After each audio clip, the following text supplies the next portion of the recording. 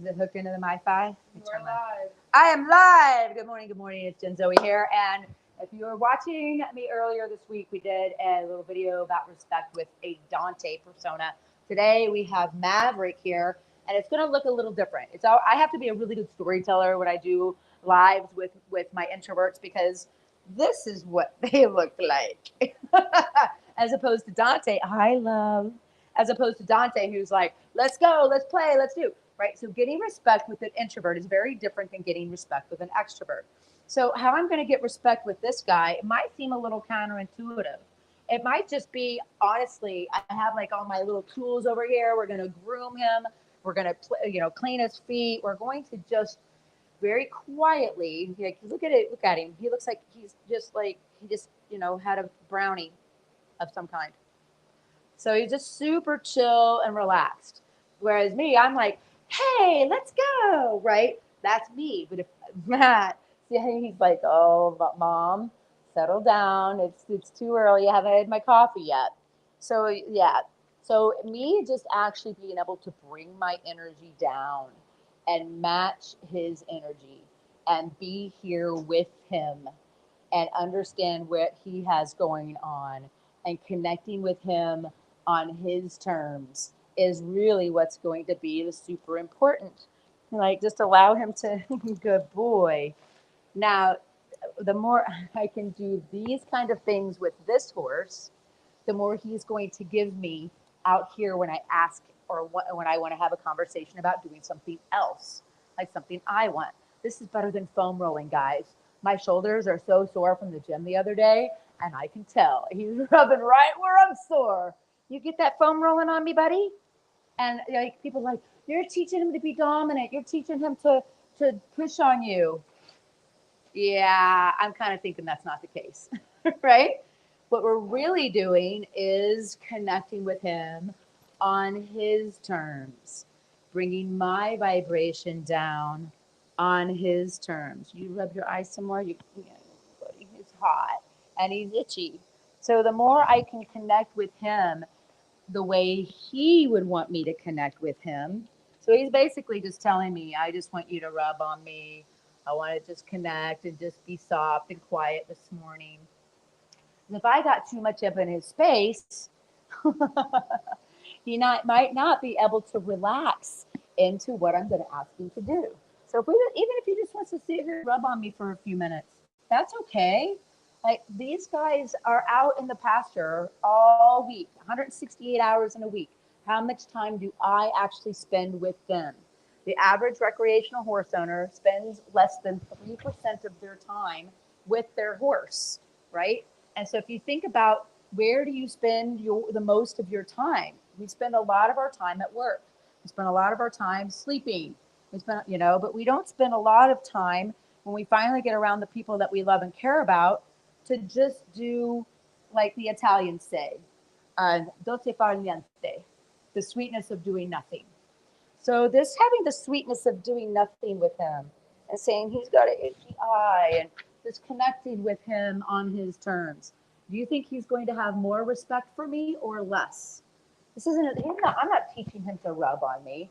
I'm letting him know that he can be who he is and tell me what he needs without me judging him or telling him that he's doing it wrong or making him feel bad about himself, right? And this guy here, when he gets uncomfortable, he gets really unpredictable. He was a racehorse. He was raced in France and in Canada and all over the country in Churchill Downs. And he was raced till he was almost 11 years old.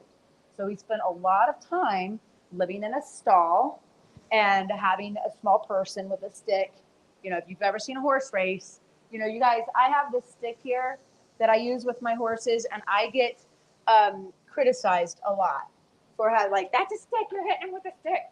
I'm like, dude, you watch the Kentucky Derby, you enjoy your Derby pie and your mint julep and your fancy hat. Well, you see these people whack the crap out of these baby horses.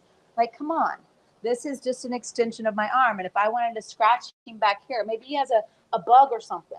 So this is not a whip. It's just an extension of my body than a communication tool.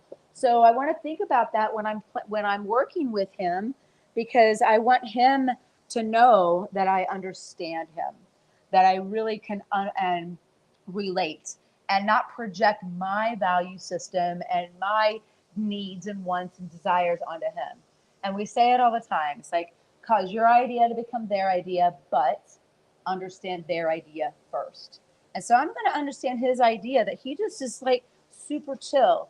And when we start to play with him and get him out and work with him, he's going to be like, oh, okay, thank you for listening, right? Everybody wants to be heard. Everybody has a story to tell. Everybody has something to share. So I'm just going to, and anytime I'm going to do something with him, I'm just going to allow him to smell it. He's seen a hoof pick before. It's going to clean out the bottom of his feet of debris and manure and things like that so he can move. And I'm looking at his feet saying it's about time for me to trim his feet. And this gives me a chance to like scan him, look him over. He had a little bit of a skin condition when he got here from his old barn. And now we can take care of those things. I can check in on him and have this sort of nurturing. These are nurturing types of horses. So yeah, is it boring? Not for me, but it was in the beginning because I was all about like, let's go do something. But what ended up happening is my horse Trace, my top horse, was injured and out of commission.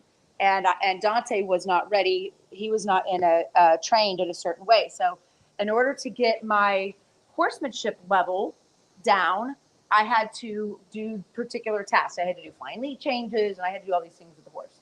But I didn't have a horse. So I borrowed a friend of mine's horse. Her name was Daisy. And she was a cute little quarter horse, little red quarter horse. And she was the epitome of the daisy. She's a little shrinking violet sort of horse, very much like him. And so when I went to Colorado with her to do my training, and I was there for 6 weeks. And on my way there, I stopped at my friend's house in Missouri on the travels out. And she, at a new place, she got scared and ran through a barbed wire fence. Totally shredded, like all of her just flayed her open, right? So, and it's like, I had to call my friend, like, look, I'm really sorry. Thank you for letting me borrow your horse. And she just shredded herself. Not a fun conversation. But what ended up happening was, all right. See, now he's starting to connect with me, like ask me for things. Introverts, a lot of times these guys don't feel comfortable asking for things because for a lot of reasons. So she was out of commission. So I had to go get her stitched up, drove all the way out to Colorado. And well, then I'm sorry, step on the rope. See how unpredictable they get when they get uncomfortable. I was just stepping on his rope for half a second. So I get out to Colorado, and for the first couple of weeks, I could do nothing with her except take care of her, hand graze her, and do like little light things because she had to heal. And it took a couple of weeks for those stitches and whole nine. So I'm sitting here, and everybody else is out there, doing their things and cantering, and I'm over here like inside with my violin lessons while everybody else is outside playing, right? So I spent several weeks, and all I did was this. All I did was learn where she liked to be scratched, learn how to do things to connect with her. And we did a whole lot of nothing.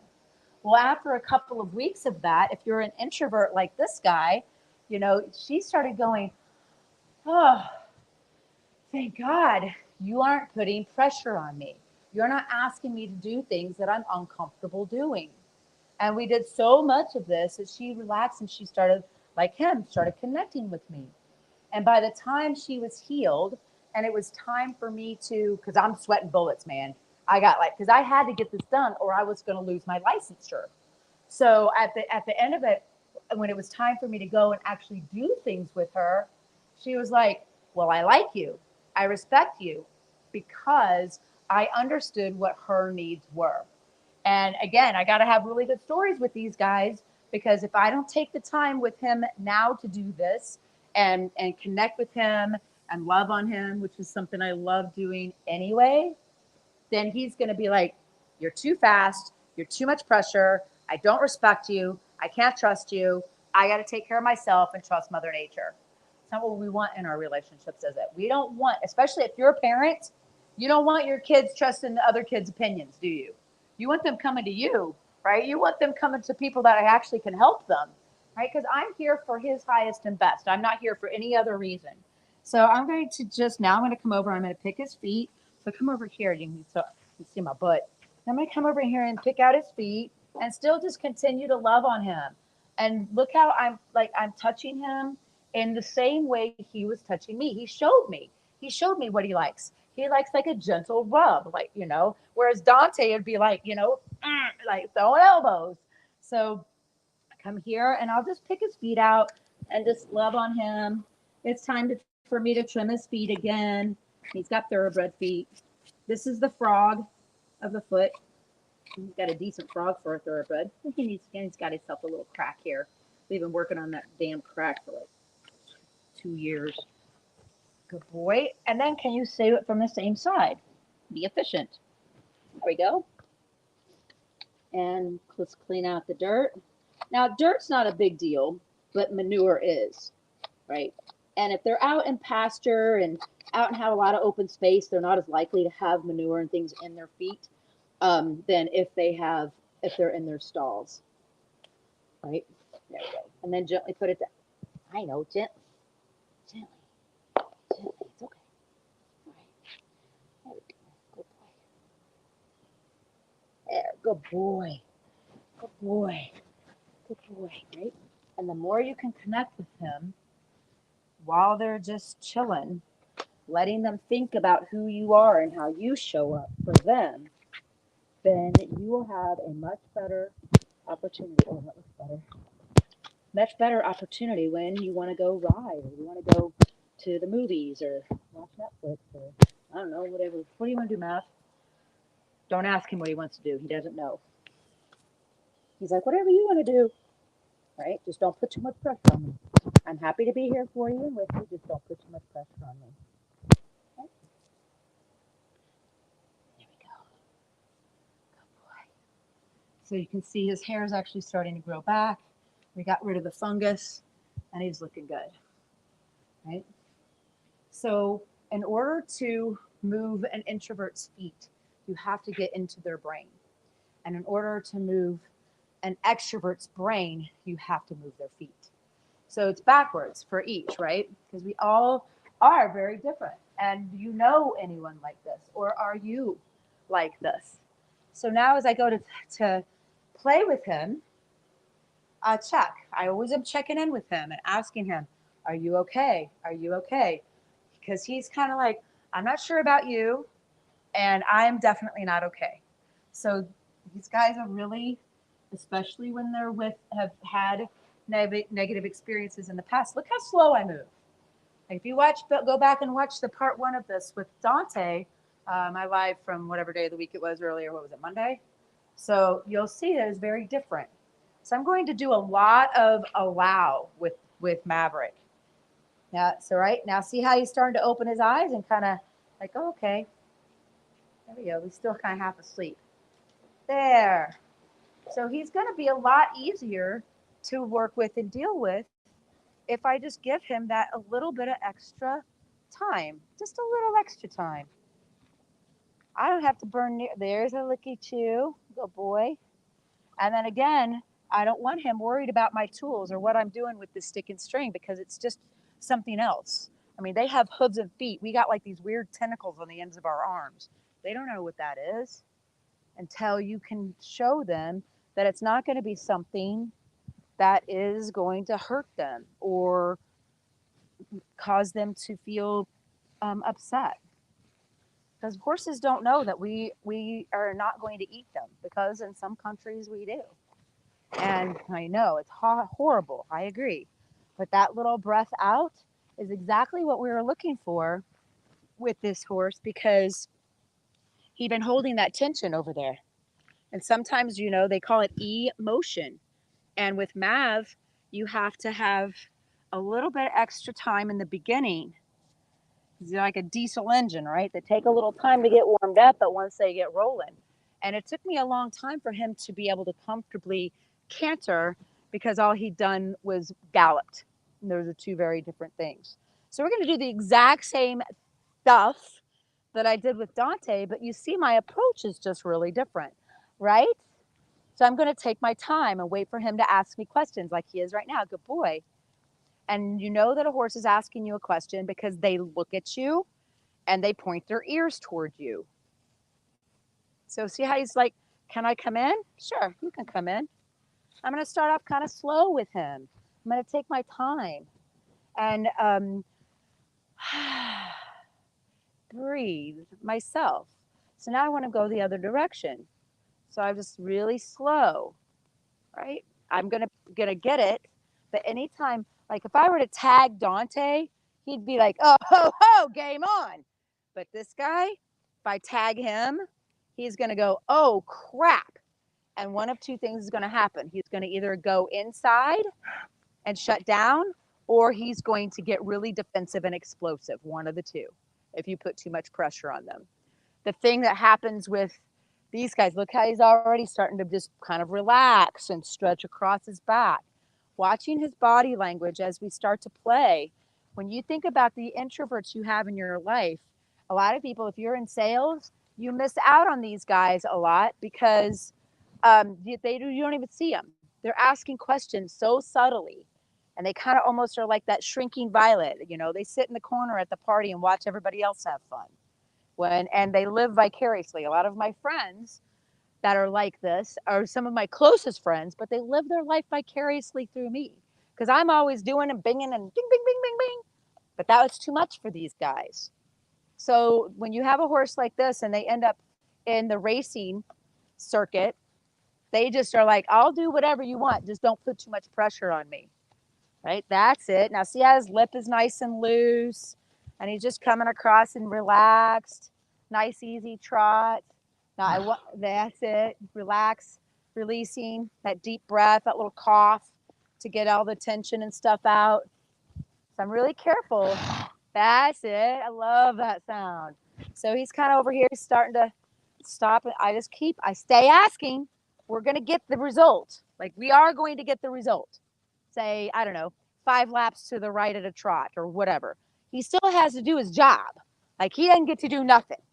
You know, we did nothing over there. We don't do nothing all the time. You got to take action at some point. And right there, right about here, he's stopped 3 times. So now I'm going to talk to that spot, not make it about the horse, make it about the behavior that you would prefer. So see, I go there, like that's where he stopped. So I'm going to go where he's stopping, not him. So I would go here. And now I would go here, right? Now he's like, what's happening? So I want him to trot. I want him to relax. There we go. That's nice.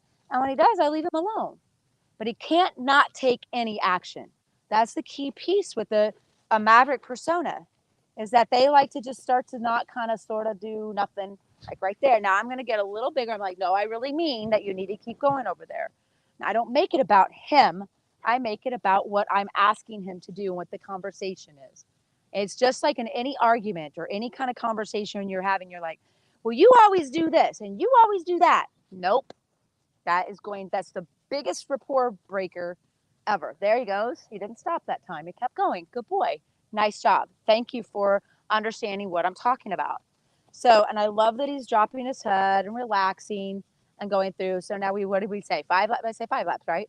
5 laps. So we're going to 5 laps. Mackenzie's behind the camera here, making sure I know how to count. Now he stopped there. So I might go, hey, you know what? Give him a little momentum. So now we have to start over again. So now we got 5 more laps because I wanted 5 laps. So if you are a boss and you have an employee like this, you got to be able to make sure that you stay consistent with your message and supportive, right? And I'm coming in behind him and with momentum. I haven't tagged him once with the string, but I will if I need to. If I come over here and he is still there, I mean, come on. He can go 45 miles an hour. Used to in his heyday. He won more money than Seabiscuit. I think he knows how to move his feet. So now I feel like I have more of a commitment for him to take action. But just as much as I want him to trust me, I also need to be able to trust him. And so in order to do that, when he's doing what I ask, I get centered and I don't micromanage him. And when I can relax and trust him and not put pressure on him while he's doing what I'm asking him to do, good boy. Now he started to walk there, but then he decided to trot. So now this is the spot that he goes. right? So I put a little more energy over there saying, that's not the behavior that I want, because he's done it 4 or 5 times now. So I had to get a little more firm in my communication and be more clear about what I'm asking. Because I just want to be able to relax, allow the rope to come to me and let him do his job and trust him. But when he doesn't do what he's supposed to do, I just had a situation with a friend where she said she's going to do something, said swore, and then stopped right over here, just like he did, right? Now, my commitment is to this horse, and I will be there for him, with him, to ride or die, right? But when you have someone in your life that is not doing this, and you communicate and you're clear and you're holding up your end of the bargain, maybe they're not meant to be that close to you. So in my relationship labyrinth that I have in my persona intelligence course, we dive into that.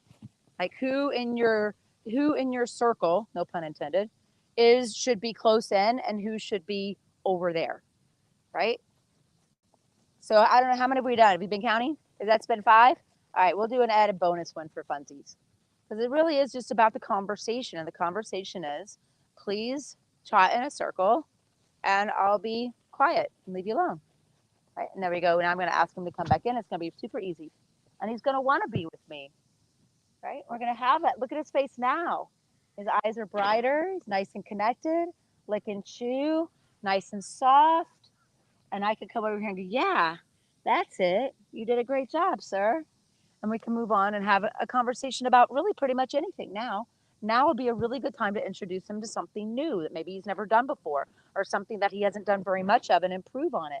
Because now I have what? RESPCT.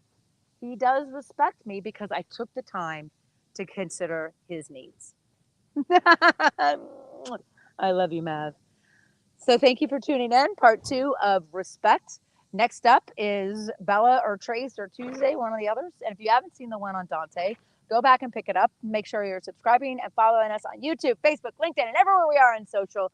And if you want to come down and see me and play and work with these horses in person, make sure to reach out. As always, believe in yourself. It will change your life. This is Maverick. I'm Jen Zoe, and welcome to Xenogen.